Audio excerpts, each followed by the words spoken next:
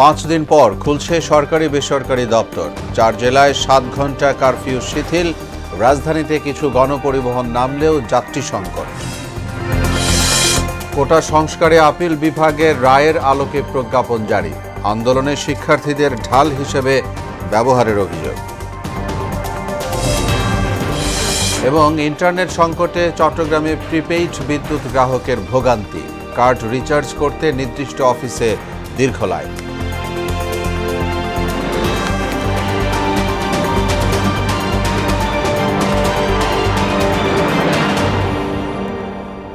আসসালামু আলাইকুম। আমন্ত্রণ মোহনা সংবাদে এতক্ষণ শুনছিলেন শিরোনাম, সঙ্গে আছি মোহাম্মদ ওয়ালিউল্লাহ। এবার বিস্তারিত। টানা 5 দিন বন্ধ থাকার পর আজ সীমিত পরিসরে খুলছে সরকারি বেসরকারি দপ্তর। স্বরাষ্ট্রমন্ত্রী জানান, কারফিউ শিথিল থাকাকালীন বিকেল 3টা এই 4 ঘন্টা চলবে কার্যক্রম। এছাড়া সারা দেশে অনির্দিষ্টকালের কারফিউ বহাল থাকছে। আজ এবং আগামীকাল ঢাকা, গাজীপুর, নারায়ণগঞ্জ ও নরসিংদীতে সকাল 10টা থেকে বিকেল 5টা পর্যন্ত মোট 7 ঘন্টা কারফিউ শিথিল রাখা হয়েছে। স্বরাষ্ট্রমন্ত্রী এও জানান, বাকি জেলায় কারফিউ শিথিলের বিষয়ে সিদ্ধান্ত নেবেন জেলা প্রশাসকরা। আইনশৃঙ্খলা পরিস্থিতি স্বাভাবিক হতে থাকায় ধীরে ধীরে শিথিল হচ্ছে কারফিউ। এর মধ্যেই সকাল 11টা থেকে খুলছে অফিস আদালত। তাই সড়কে নেমেছে গণপরিবহন, যদিও সংখ্যায় তা একেবারেই কম। যা কিছু বাস সড়কে নেমেছে তাতেও খুব একটা যাত্রী নেই। শিক্ষার্থী আন্দোলন ঘিরে সহিংসতা এবং কারফিউ জারির পর জনমনে যে ভীত ভর করেছে তা এখনও পুরোপুরি কাটেনি।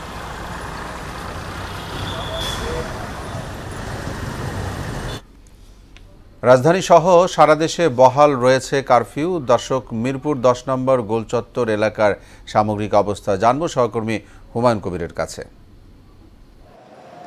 আইনশৃঙ্খলা পরিস্থিতি উন্নতির জন্য 5ম দিনের মতো স্থানীয় প্রশাসনকে সহযোগিতা করে যাচ্ছেন সশস্ত্র বাহিনীর সদস্যরা। আমি আছি 10 নম্বর গোলচত্বরে। আপনাকে যদি দেখাতে চাই যে অর্থাৎ আজকে কিন্তু সকাল 10টা থেকে বিকেল 5টা পর্যন্ত অর্থাৎ কারফিউ শিথিলের ঘোষণা দিয়েছে। সেটা আগামীকালও একই সময় বলবৎ থাকবে কারফিউ। কিন্তু আপনাকে যদি দেখাতে চাই, এখানে দেখতে পাবেন যে আসলে কারফিউ শিথিলের কথা শুনে কিন্তু অনেকে কিন্তু রাস্তায় কিন্তু বের হয়ে আসছেন। অর্থাৎ যেহেতু 10টা থেকে বিকেল 5টা পর্যন্ত কারফিউ শিথিল হবে, এখানে কিন্তু অর্থাৎ গণপরিবহনের সংখ্যা কিন্তু আস্তে আস্তে বাড়তে শুরু করেছে। আমরা দেখেছি তো, যেহেতু শিল্প কারখানার পাশাপাশি অফিস আদালত খুলে দেওয়া হচ্ছে, অর্থাৎ অফিস আদালত সকাল 11টা থেকে বিকাল 3টা পর্যন্ত খোলা থাকবে। সেজন্য কিন্তু নগরবাসী যারা তারা কিন্তু অর্থাৎ সড়কে নেমে এসে সবাই কিন্তু সবার গন্তব্য যাচ্ছেন। এখানে অর্থাৎ জনসাধারণের মাঝে অর্থাৎ স্বস্তি নেমে এসেছে। আপনি জানেন যে কিছুদিন আগেও কিন্তু অর্থাৎ নগরবাসীর মাঝে কিন্তু আতঙ্ক বিরাজ করছিল। অর্থাৎ সশস্ত্র বাহিনী নিয়ে হওয়ার পর থেকে পরিস্থিতি উন্নতি হওয়া কিন্তু আস্তে আস্তে কিন্তু কারফিউ কিন্তু শিথিল করা হচ্ছে। আজকে সকাল অর্থাৎ 10টা থেকে বিকেল 5টা পর্যন্ত এবং আগামীকালও একই সময় কিন্তু কারফিউ কিন্তু শিথিল থাকবে। তো আমরা দেখতে পাচ্ছি যে এখানে যে সশস্ত্র বাহিনীর যে সদস্য তারা কিন্তু খুব সতর্ক অবস্থানে রয়েছেন। তাদের পাশাপাশি যে পুলিশ, র্যাব, বিজিবি তারাও কিন্তু কাজ করে যাচ্ছেন। এখানে আমরা দেখতে পাচ্ছি যে নগরবাসী যে কয়েকদিনে যে তাদের যে একটা রুদ্ধশ্বাস অর্থাৎ বিরাজ করছিল, কিন্তু সেটা অনেকটা কিন্তু অবসান হয়েছে। আমরা দেখেছি তারা কিন্তু আজকে কিন্তু বের হয়ে আসছে। এখানে অর্থাৎ গণপরিবহনের সংখ্যা বাড়ছে, মানুষের সংখ্যা বাড়ছে এখানে। অর্থাৎ তাদের ভিতরে যে একটা আগে আতঙ্ক কাজ করছিল, সেই আতঙ্ক কিন্তু কেটে গেছে। অর্থাৎ জনজীবন অর্থাৎ স্বাভাবিক হতে শুরু করেছে। এখানে আরও পরিস্থিতি উন্নতির জন্য কিন্তু স্থানীয় প্রশাসনকে সহযোগিতা করে যাচ্ছেন সশস্ত্র বাহিনীর সদস্যরা। তো মিরপুর 10 নম্বর থেকে ছিল আমার কাছে সর্বশেষ। দর্শক, রাজধানীর বনানী, কাকলী ও কালশী ইসিবি এলাকার কারফিউ পরিস্থিতি জানাচ্ছেন সহকর্মী কাজী পাপ্পু। এই মুহূর্তে আমি রয়েছি কালশী ইসিবি চত্বরে, এবং ইসিবি চত্বরে কিন্তু কারফিউ কিন্তু আজকে 10টা থেকে বিকাল 5টা পর্যন্ত শিথিল করার কথা থাকলে তারপরে কিন্তু আসলে অফিস আদালত খোলার কথা, অর্থাৎ সকাল 11টা থেকে দুপুর 3টা পর্যন্ত অফিস আদালত চলবে। তো সেই অনুযায়ী কিন্তু কারফিউ যখন শিথিল হবে তখনই কিন্তু গণপরিবহন থেকে শুরু করে সব কিছু রাজপথে নামার কথা ছিল এবং দোকানপাট খোলার কথা ছিল। কিন্তু শিথিলের আগে থেকেই প্রচুর গাড়ি কিন্তু আমরা গত 2 দিনও দেখেছি, যখন কারফিউ শুরু হয়েছে তারপর থেকেই কিন্তু মানুষের যে জীবিকার নির্বাহের কারণে অনেকেই বের হয়েছেন। সব যানবাহন কিন্তু কারফিউ শিথিলের আগেই রাজপথে নেমেছে। এবং এছাড়া যে সেনাবাহিনী রয়েছে তারা কিন্তু অলরেডি তাদের কার্যক্রম চালিয়ে যাচ্ছেন। দর্শক এখনও তারা কিন্তু জনসাধারণ যারা রয়েছেন তাদেরকে বিভিন্ন একটি সেফলি জায়গায় যেতে বলেন, রিক্সাকে কিন্তু মেন রোডে আসতে দিচ্ছেন না, একটা জায়গায় নির্দিষ্ট জায়গার বেশি গাড়ি থামতেও তারা দিচ্ছেন না, যে সরে যেতে বলছে, কারণ কারফিউ কিন্তু শিথিল হয়নি এবং পরিস্থিতি সময়ের সাথে সাথে স্বাভাবিক হচ্ছে। জনমানুষ রাজপথে নেমে আসছে এবং সবচেয়ে বড় কথা হলো যে আসলে কারফিউ তারা চায় না, তারা চায় যে বাংলাদেশ স্বাভাবিক রূপে ফিরে আসুক এবং বাংলাদেশের মানুষ তারা কার্যক্রম করে জীবিকা নির্বাহের জন্য রাজপথে নেমে আসছেন এবং আসলে কতদিন আর বসে থাকবে তা আমি সাধারণ সাথে কথা বলেছি, তারা কিন্তু একটাই কথা বলেছে যে এই কারফিউ চায় না, তারা স্বাভাবিক বাংলাদেশকে চায় এবং তারা আসলে যারা কর্মজীবী মানুষ রয়েছে, যারা জীবিকার তাগিদে রাজপথে নামতে হয়, তারা আসলে অনেকটা ভয়েই রাজপথে নেমেছেন এই কয়েকদিন, কিন্তু তারপরও তাদের একটাই প্রত্যাশা বাংলাদেশ স্বাভাবিক রূপে ফিরুক, এই হানাহানি এই ধ্বংসযজ্ঞ আর যাতে না চলুক এবং এইদিকেই তাদের সবারই প্রত্যাশা। তো এই ছিল কালশী ইসিবি চত্বর থেকে আমার কাছে সর্বশেষ। দর্শক, এবার ঢাকার বাইরে ময়মনসিংহ সিটি কর্পোরেশন এলাকার কারফিউ পরিস্থিতি জানবো সহকর্মী রুবায়াত বাপির কাছে।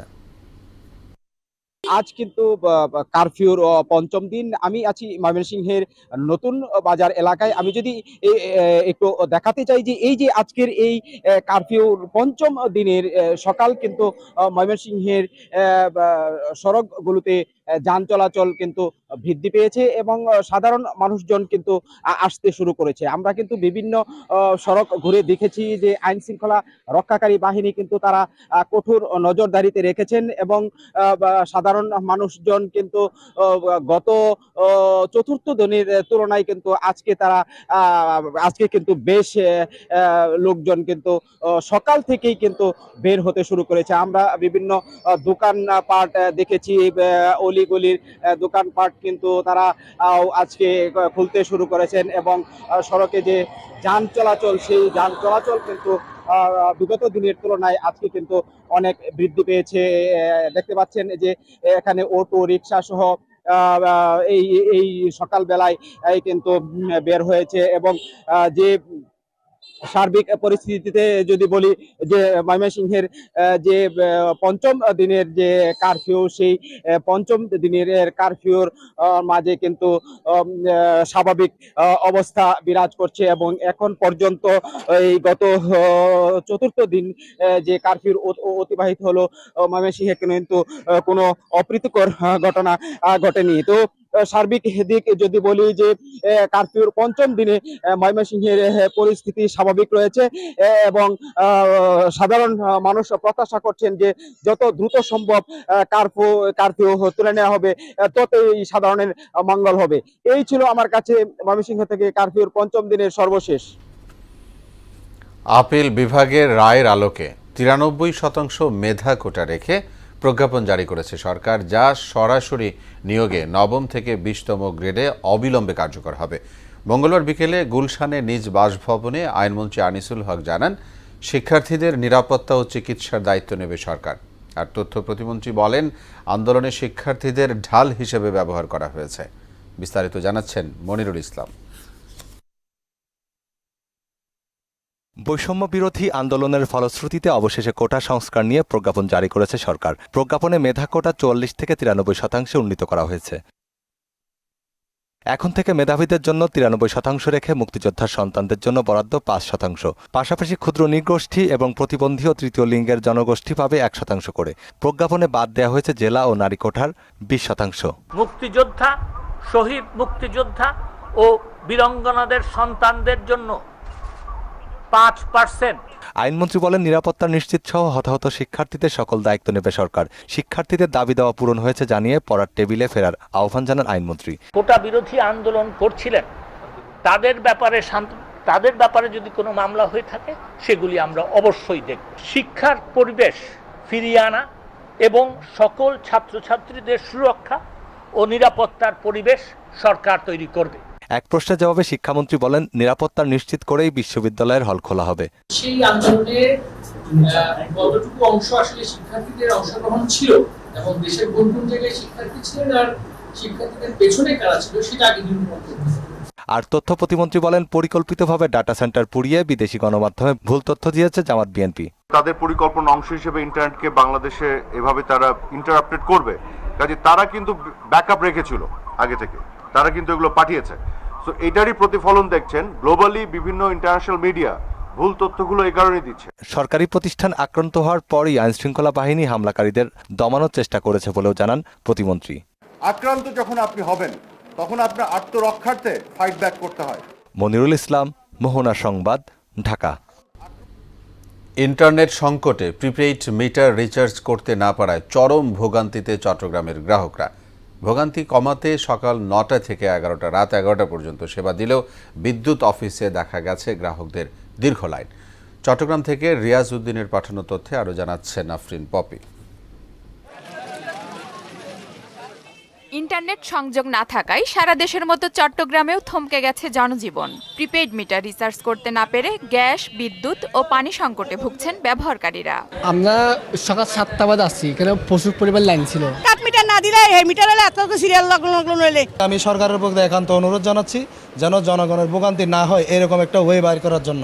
দৈনন্দিন কাজ ব্যাহত হওয়ার পাশাপাশি দুঃসহ ভোগান্তির কারণে ক্ষুব্ধ হয়ে উঠছেন তারা। রোদের বৃষ্টিতে ভিজে ভিজে এভাবেই কাটাচ্ছি, আমাদের কি পরিমাণ দুর্ভোগ পোহাতে হচ্ছে। আমরা এর থেকে সমাধান চাচ্ছি যে যত দ্রুত সম্ভব ইন্টারনেট সেবাটা চালু করার জন্য। গ্রাহকদের ভোগান্তি কমাতে দিনরাত কাজ চলছে বলে জানালেন এই প্রকৌশলী। ইন্টারনেট বন্ধ থাকাতে আমরা একটু সমস্যার সম্মুখীন হয়েছি, তবে এটা যেহেতু আমাদের লিমিটেশন আছে আর নেটের গতিও ধীর, এই জন্য জনগণের ভোগান্তিটা একটু বাড়ছে। আমরা 5টা বুথে সেবাটা দিচ্ছি, কিন্তু গ্রাহক এত বেশি। আমার বাকুলিয়াতে গ্রাহক হচ্ছে 80,000-এর মতো আমাদের প্রিপেড গ্রাহক। সবাইকে একসাথে সেবা দিতে গিয়ে আমরা হিমশিম খেয়ে যাচ্ছি আর কি। আগে যেখানে আমরা সেবাটা সকাল 10টা থেকে 5টা দিতাম, সেটা গত 2 দিন ধরে গতকালকে 9টায় শুরু করছি, শেষ করছি রাত 11টা বাজে। শিগগিরই এ ভোগান্তি কমে যাবে বলেও আশা জানান তিনি। আফরিন পপি, মোহনা সংবাদ। স্বাধীনতার এত বছর পরও দেশের বিভিন্ন অঞ্চলে দৃশ্যমান উন্নয়ন হলেও চরবাসীদের ভাগ্যের উন্নতি তেমনভাবে ঘটেনি। বিশেষ করে বর্ষা এবং বন্যার সময়ে তাদের কষ্টের সীমা থাকে না। বন্যার পানিতে একদিকে তলিয়ে যায় ঘরবাড়ি, অন্যদিকে ক্ষতিগ্রস্ত হয় ফসলের ক্ষেত এবং পশু পাখির আশ্রয়স্থল। নিরাপদ আশ্রয়ের অভাবে দিন কাটে চরম অনিশ্চয়তার মধ্যে। বগুড়া থেকে রাসেল কবিরের রিপোর্ট।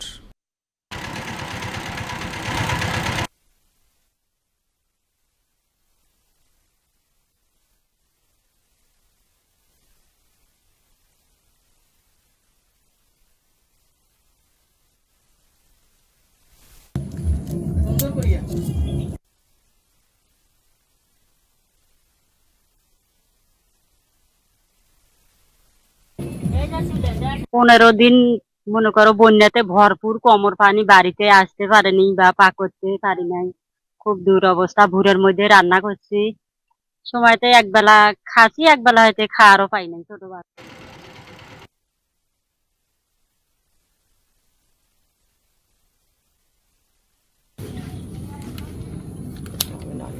পানি চলে গেছে, আমাদের তোর কষ্ট শেষ হয় নাই, দুঃখ তো আছেই।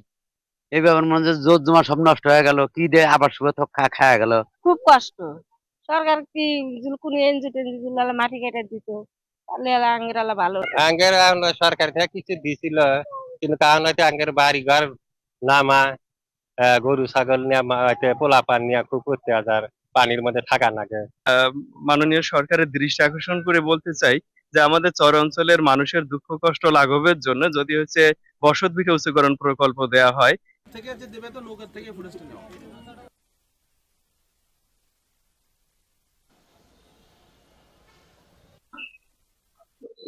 আলহামদুলিল্লাহ আমরা বন্যা মোটামুটি কাভার করতে পেরেছি। তো বন্যা পরবর্তীতে আমাদের পরিকল্পনাটা রয়েছে, আমরা বেশ কিছু অঞ্চলকে উঁচু করার প্ল্যান রয়েছে। আপনার পাশাপাশি আমরা নিজেরাও দেখেছি যে আমাদের আশ্রম কেন্দ্রগুলি হতে উঁচু বা অন্য তাদের ভিটিগুলো নিচু রয়ে গেছে।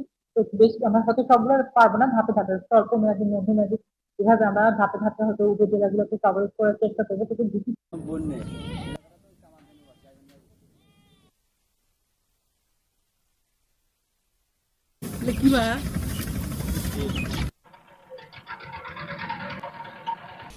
সংবাদের এই পর্যায়ে আমন্ত্রণ জানাচ্ছি সংবাদপত্রের পর্যালোচনা ভিত্তিক পত্রিকার চোখে দেশ অনুষ্ঠানে।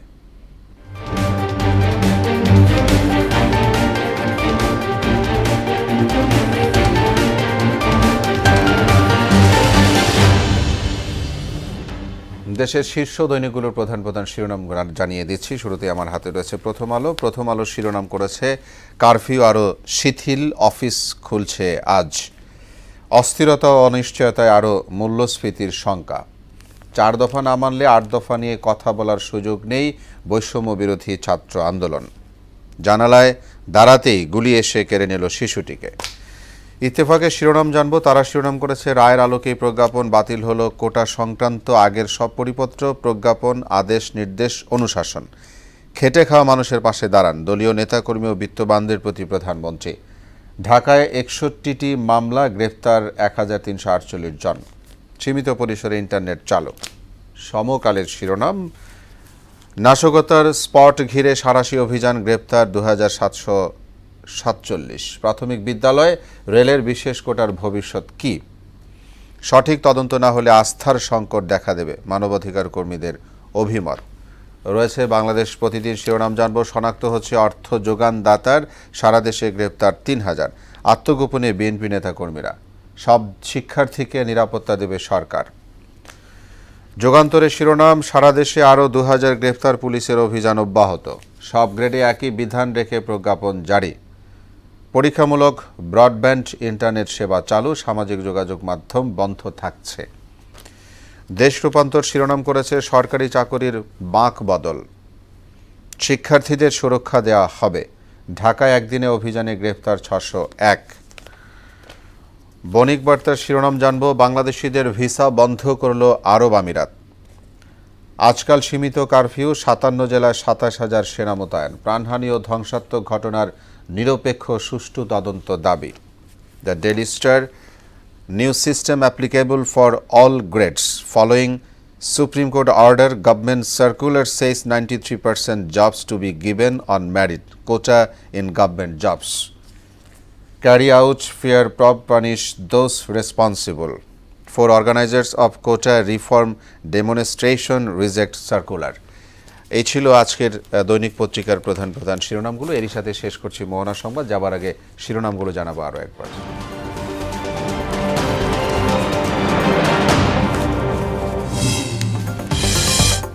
5 দিন পর খুলছে সরকারি বেসরকারি দপ্তর। 4 জেলায় 7 ঘন্টা কারফিউ শিথিল। রাজধানীতে কিছু গণপরিবহন নামলেও যাত্রী সংকট। কোটা সংস্কারে আপিল বিভাগের রায়ের আলোকে প্রজ্ঞাপন জারি। আন্দোলনে শিক্ষার্থীদের ঢাল হিসেবে ব্যবহারের অভিযোগ। এবং ইন্টারনেট সংকটে চট্টগ্রামে প্রিপেইড বিদ্যুৎ গ্রাহকের ভোগান্তি। কার্ড রিচার্জ করতে নির্দিষ্ট অফিসে দীর্ঘ লাইন।